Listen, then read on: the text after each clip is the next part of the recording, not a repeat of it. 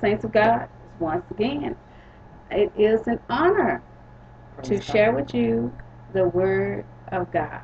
Hallelujah. God has given us His Word for us to live by, to govern ourselves by. And one thing I do like what Jesus had did, you know, the Word said that He didn't really come to do away with things, but then at the same time, Jesus changed the order of things because everything that was done, it was ordained by God. Praise God. It was ordained by Him.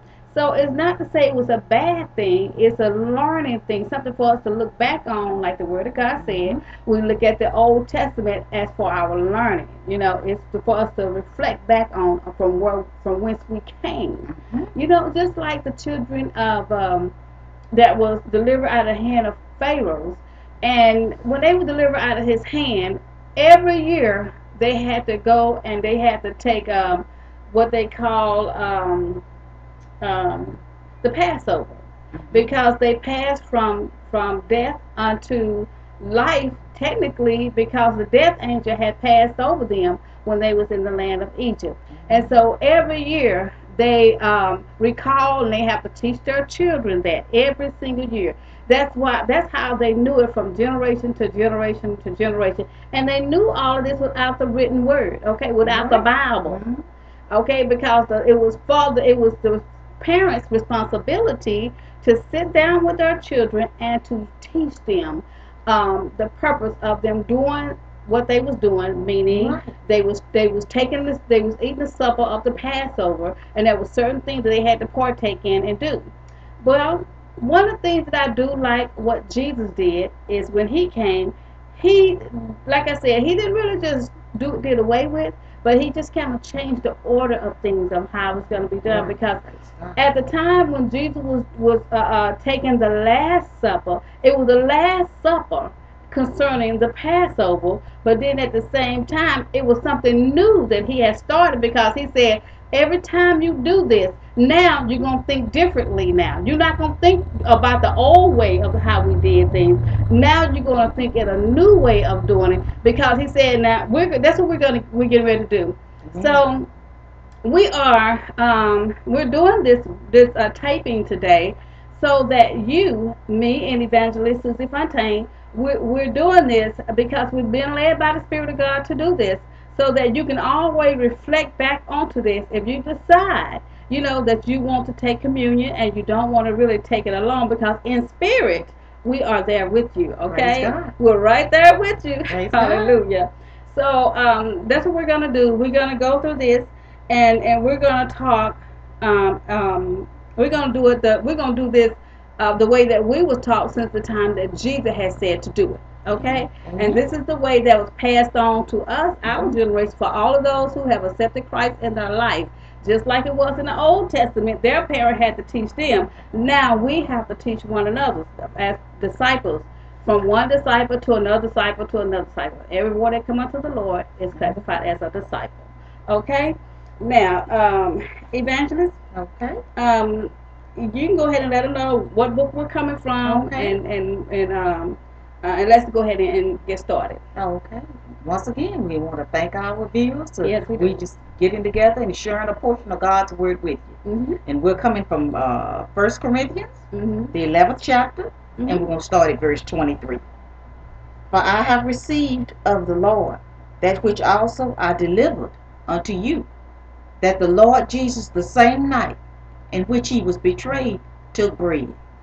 And when He had eaten thanks, He brake it, and said, Take, eat, this is my body, which is broken for you.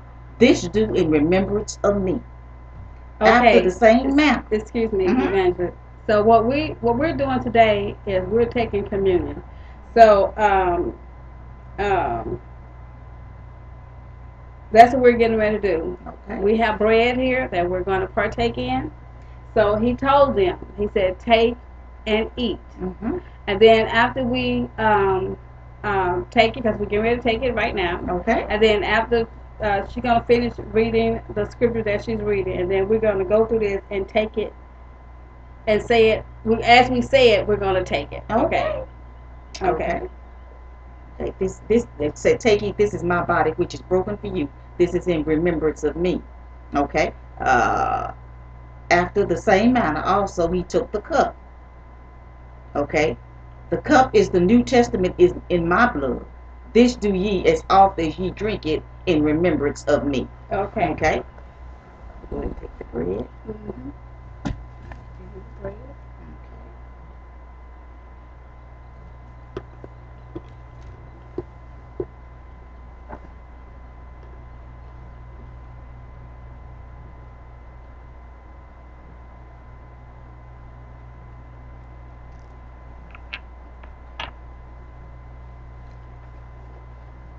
Okay.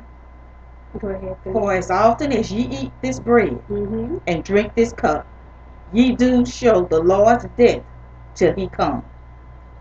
Wherefore whosoever shall eat this bread and drink this cup of the Lord unworthily shall be guilty of the body and blood of the Lord.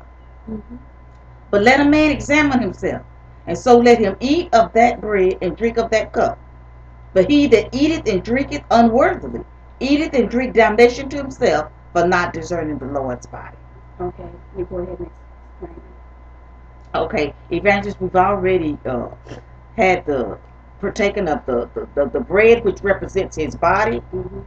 And you know, it's going in different segments here, but the bread represents the body. Then the cup represents the blood that he shed, and it's all done in remembrance of him. But as we get further down, we realize that there are consequences if you don't eat and partake of this in a worthy manner. Your mind got to be focused on the Lord's death. Yes. It's not just a common meal that you sit down and eat. Right. So if as long as your mind is focused on the blood that he shed and the suffering that he went through, because this is in remembrance of all that he went through. Yes.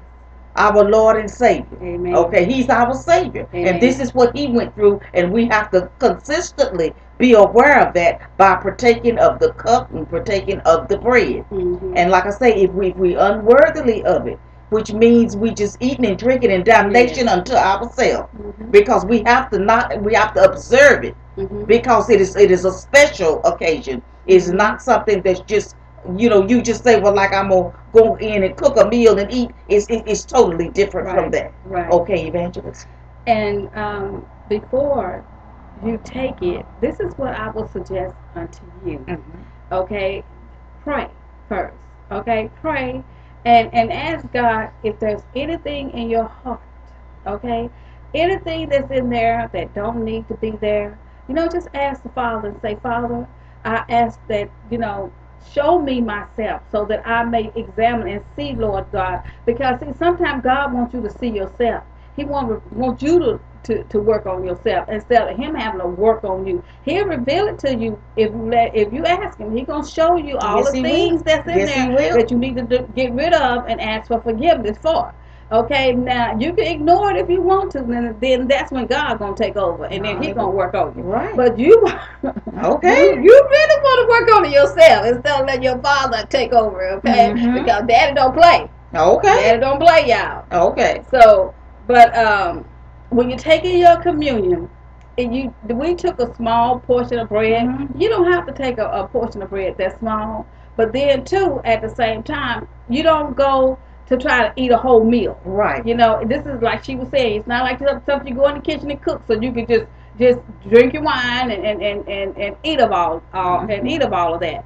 Now, it doesn't necessarily say that he drank wine, but it said he drank of the vine. Okay, but don't necessarily mean because grape juice is of the vine too. Right. Okay, so you can have grape juice. But then, you know, you do everything in moderation, no matter what it is you do. So don't overeat your bread and don't overdo your drink. Okay. Okay, because you're not there for gluttony. It's a spiritual thing that's taking place.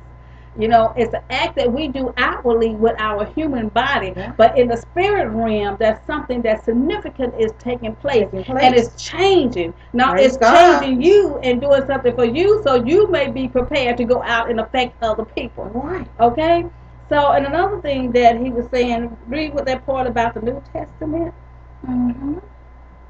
This cup is the New Testament in my blood. Okay, now he said this cup is the New Testament. Now see, Jesus hadn't even died yet.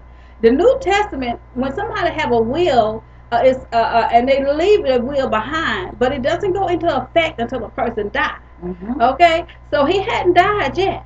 So, but he knew that once he died, it was a whole new dispensation of things was getting ready to transpire and take place, and that was the whole purpose of Jesus coming and God sending him here. Okay, that was the whole purpose, and God had a plan from the beginning. He did from the beginning. Soon as Adam tricked Satan tricked Adam, God had put his plan in motion. As a matter of fact, God already knew before the world was ever formed, because the word God said that He chose you before the foundation of the world. Okay, so He already knew what was going to transpire. He already knew what was going to take place, and Jesus had already said, "Prepare me a body." All right. Okay, because He knew He was coming. So, but and I thank God for Jesus coming, and Yes, Jesus had took the steps that He took. And then he left something here for us to do in remembrance of him. Right. Now, he didn't say nothing about Christmas, do Christmas in remembrance of him, but it's okay. I'm not going to say you can't do that. But he didn't say do that in remembrance of him. He didn't say do Easter in remembrance of him. He didn't say do that either. But it's okay if you decide to do that. Now, I noticed that a lot of people, they walk away when it comes to communion. When it's time to do communion in the church, people get up and walk out of the building. And that's the main thing that Jesus said for us to do. All right. So if you do anything, please do that. Do that more so than you go and you celebrate Easter, or you go and celebrate his birth. We're glad that He here. That's the only way He got here, through His birth. But do that more so, because that is the exact thing that Jesus said to do in remembrance of Him. And you can't go wrong when you follow the blueprint. You sure when can't. you follow the blueprint of this right here. Because, Christmas can get out of hand for some people. Easter can get out of hand for some people. Folks go and start trying to show off their clothes and their outfits and stuff, and have their kids, they have this big old basket, bigger than the children, that the parents got to bring the basket for the kids. Because the basket is not so much for the child, it's for the parent to show off, to see what I got my kid, in most cases. But see, that get out of hand. But this right here, what Jesus said to do in remembrance of Him, that don't get out of hand. You don't see, how can you veer from this? You can't veer from it. There's no way you can veer from it. So when you're taking your communion, pray and ask God first. Get you your bread, and if you get any crackers or anything, get the crackers that don't have salt on it. No salt. But in the Old Testament, they had salt on it.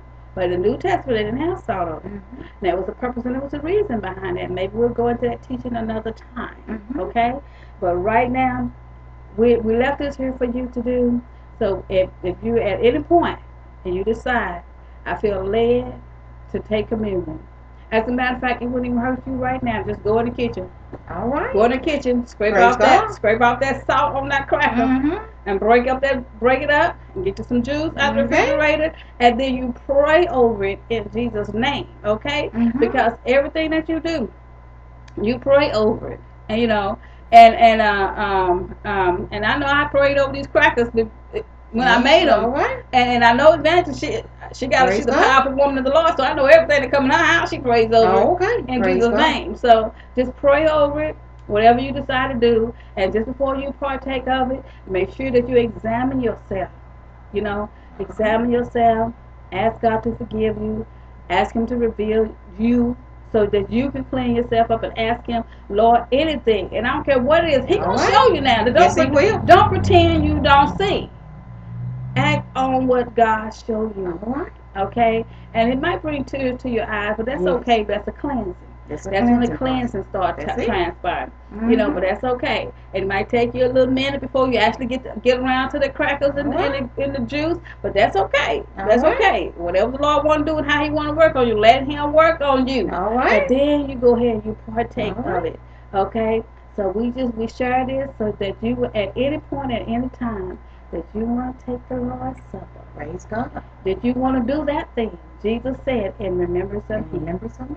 Okay? And say it once again so they'll know where to go in the book and find it. Okay, 1 Corinthians, the 11th chapter, it's starting at verse 23. Okay, and just read on down. Actually on down to verse 30. In that area. Okay.